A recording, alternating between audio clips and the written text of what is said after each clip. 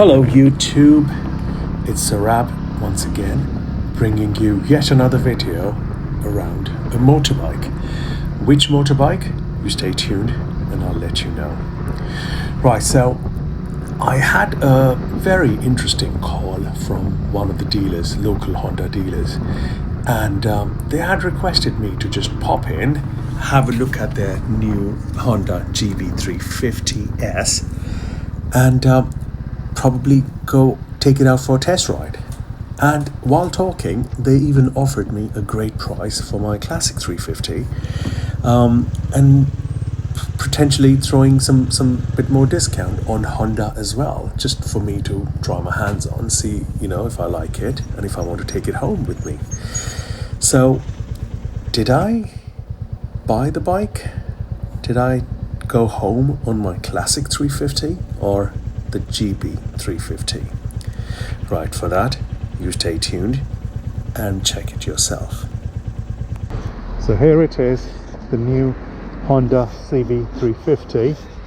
So I've just had an opportunity to just go for a quick test ride to see how is it different from my Classic 350. It looks really nice in flesh, and of course if you can see side by side, that's my Classic, that's the GB. It's got a lot of extras on, so the headlight cowl, fog lights, exhaust cap, crash bars, rail cowl. Yeah, looks really nice. Right, without wasting any time, let's jump on it, but before that, let's start it up.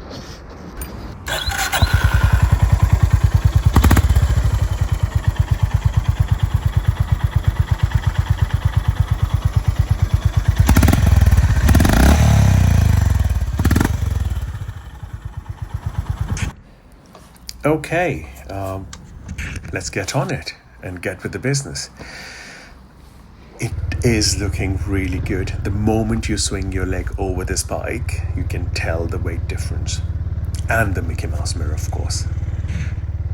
They pointless. I mean, that's the first thing that should be coming out if I get this, if at all I get this bike. Very, very light. You don't realize the moment you get to go, you feel there's nothing, you're not carrying any weight, unlike my Classic 350. So another thing I straight away noticed is the clutch. It is very light. I know it's a slipper clutch, but it's very, very quiet, very, very light. It doesn't even feel like it's connected to anything, but it still has got that tactile feel to keep you engaged with the gearbox. But first impression, it is peppy, it is loud, nice way, but it is peppy. It wants to go straight away. I'm not even sure how many miles this bike has done, but it's fairly new, probably around 100 odd miles, 120. But it's really good. I'm just trying to think, when I picked my Classic 350, how did it feel when it hadn't been run in, and it wasn't this peppy at all. But this one is very light, wants to go. Fog lights are good, as you can see that it just wants to filter through. I'm only like 2 miles in and I'm confident enough to filter through because of its weight, because of its size. It's narrow, it's light, but at the same time it has got that presence which people can see. So one thing I really like about the new Hondas is the always running indicators. So they're dimmed, but the light it produces, it gives you a bit of presence. So I can already tell people are just getting out of my way. Headlights are on, always on indicators are on, so daytime running indicators they call it, and the fog lights are on. Love the fog lights. The LEDs white, good presence. But one thing I really hate about is the fog light switch. It's massive. Why did they have to put that bulky, chunky thing in this style of bike? I know that it's a retro bike. Everything will have to be big and chunky, but that was completely pointless. They could have just done with something smaller. As you can see, I'm just wiggling through the traffic without any issues.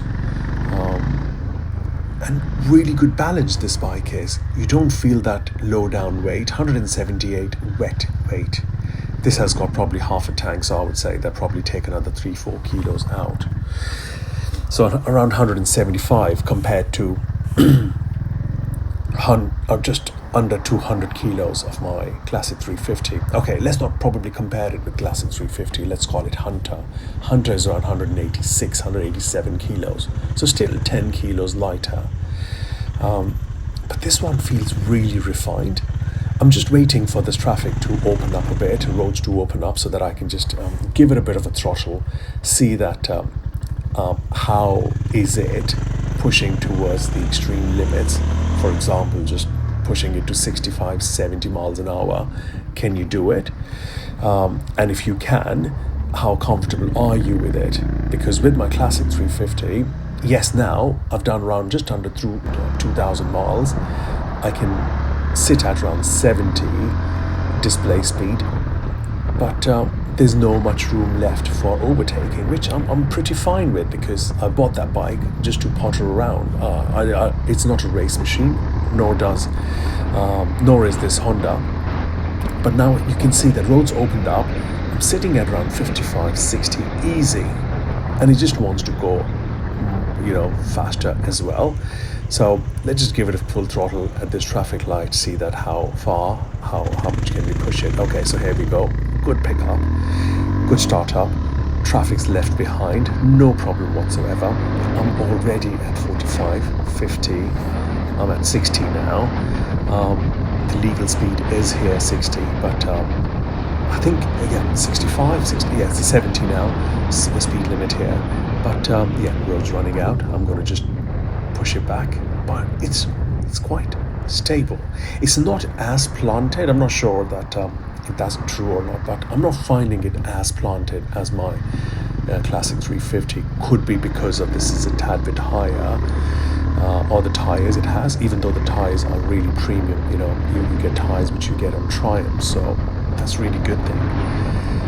Yeah, again, 50, 55, no issues whatsoever. Traffic is left behind, so I'm not holding anyone back. Since I'm in Reading, it's only fair to just go around the football stadium, just to show you around. Sun setting, can't complain, bike's good. One thing is, it's definitely not getting as much attention as my Royal Enfield Classic, which is a good thing and a bad thing, depending on, if you want to be noticed when you go out. This one blends in. It does look like a retro bike, yet it's a modern motorbike underneath. But I'm pretty pleased and surprised at the same time with this bike. I was not expecting this kind of performance from this one. So I'm just going to find a quieter spot to park up and have a quick 360 first impression and show you the bike in detail in some quiet area. So I found some place, turn it off, I'm going to get off, and let's get on with it. I was fortunate enough to be asked to come and test ride the Honda's new GB350, which is a straight competitor to Hunter 350 Royal Enfields. But I see a lot of classic people going towards there as well, even though it does not look very classic to me. First impression, it is good. I don't know, for some reason it looked smaller on TV, on YouTube videos. I wasn't expecting this to look this chunky. It is longer on paper. I think it's longer than my Classic 350. It looks heavier in person. This one is not standard, so this has got a few extras like the front headlight cowl, crash bars, fog lights, I think rear seat cowl as well. Yeah, it is not standard, that's an extra. It's got I think I've said fog lights, but it is, even though it's 350, similar power, around 20 horses, similar kind of torque as well. But for some reason, it feels much powerful than my classic 350. One reason could be this is around 25 kilos lighter than that, but I'm very impressed. The bike has only done, I think, 50 odd miles, 175 miles, and it wanted to go fast. I was sitting at around 60, 65. I almost got 70, then I ran out of road. But this is good. My classic, when it was new, you could barely go beyond 35, 40, 45. Yes, it's got tank pad as well. That's what I was forgetting. I'm loving this Honda badge. Very, very classic. So this is made in Japan. I think that's what Honda is banking on. The quality is there. It feels very, very refined. It feels like Honda. It feels like a quality bike. It does not feel like a sub £4,000 motorbike. With classic 350, you can see some corners have been cut, some welds, the way engine is. It's made in India, nothing wrong in that, but it is what it is. But this one, in this color, with this setup, I think it looks really good. Even I'm liking this very classic 350 badge. So this one is very new to the UK. In India, this has been out for a while with a lot of very good reviews. They've got a Highness version as well, which I think is a straight competitor to the classic 350 with big mud guards, lower down, softer suspension. But this one is the competitor to the Hunter 350. For some reason, I'm really liking it. You can't compare this straight to the classic 350 because different stands, different feel you get while riding this and 350. 350, sorry, when I said 350, both are 350s. The classic 350, Royal Enfields, is very laid back. You sit back, you enjoy, but this one, you want to go fast. You want to just filter through, and I could straight away tell the difference while filtering through the traffic because it's much lighter. It felt a bit higher as well. I'm 6'1 and a half, just under 6'2", and how I feel, but you must try this bike. I think Royal Enfield have every reason to be worried. This is a spectacular bike. Only if I had a little bit of more space in my garage for the third bike, I would be putting my money on this one. Love the headlight. I'm very, very impressed. I don't know what I had in my mind. I thought it's going to look like a very skinny, small bike, but it is beautiful. 150 rear tire. This can do with removing this tail, and this looks a very, very classic cafe racer. Only if you could put some drop down bar handles on this. Love it. The fog lights, they're factory fog lights. I think the pack itself is around £1,000 odd for all the extras they put on. But so far, a very quick ride. I was on it for 45 odd minutes, covered quite a few miles. But if you are in the market for a smaller bike, 350, give this one a go. There is no reason you wouldn't like it. Money-wise, ticks the boxes. Performance, it definitely does. Looks, come on, look at that. I don't think that I've seen any bike within this price range, apart from Classic. Classic is on a different level altogether. But in front of Hunter, absolutely this one. So here is the final 360 of both the motorbikes, which gives you a little bit of idea how they look. Both are on center stand and both look pretty. So far, so good. Pretty impressed with the Honda. Right, so here I am back on my Royal Enfield Classic 350 after a good test ride of the all-new Honda GB350S. Okay, so what is the conclusion? Did I part exchange my motorbike?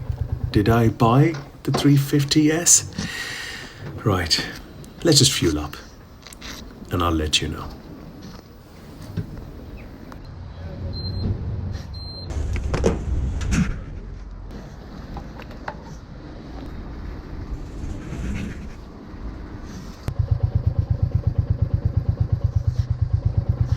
Okay, right. So the short answer is I'm going to keep my classic 350. Even though the Honda felt really nice, it was much sportier, little bit quicker, I would say tad bit better quality on that motorbike as well. But the moment I sat back on my classic 350, I just fell in love with it all over again.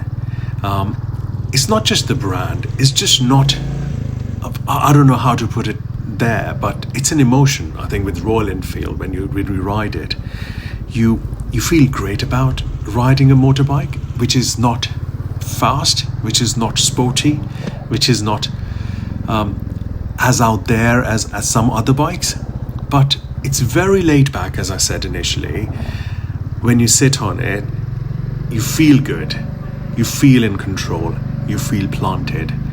With Honda, I was not getting that, even though overall I wouldn't say it's a better bike, but I don't know, there's something about Royal Enfield, you have to ride it yourself. But people, of course, who haven't heard much about Royal Enfield, their legacy, what they do, they will go more towards Honda. And I would have as well, had I not purchased 350 all over again, and had I ridden Honda first, I probably would have purchased Honda and I wouldn't have regretted. It's a great bike. You are not going to look back after purchasing that.